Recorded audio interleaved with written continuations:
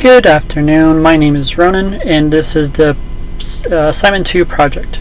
So for the assignment 2 I used the and queens problem. I had some difficulty trying to get a GUI going for it, so I ended up defaulting to just console. So I'm going to demonstrate the program, so I created a dynamic version of the and queens problem, so I set a size of 1 and I printed that out as a sample. So if I run it again, I am going to use a different size, such as 4, since 2 and 3 provide no solution. 4 to 4.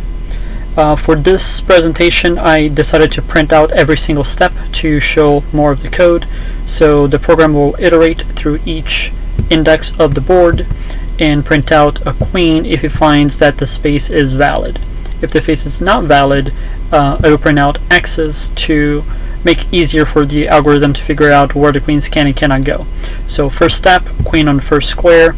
I opted to do a bottom-up approach, so second queen is on the first available blank on the last row, and then it fills its invalid locations.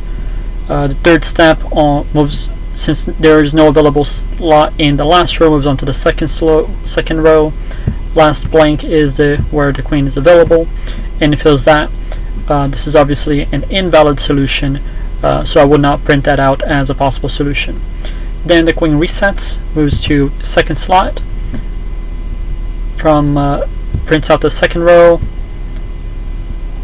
finds the next queen, and so on and so on. If I change my code to only print out the valid solutions,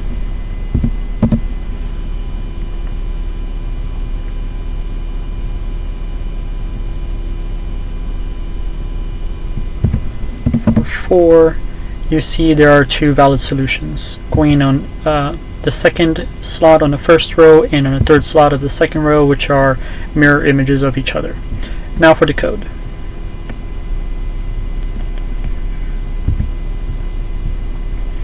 I have a basic outline of a full chess game that I've kind of partially built in the past, so I modified that to where I have a driver class, which simply calls my dynamic dimension from the user, initializes the board, and applies the algorithm.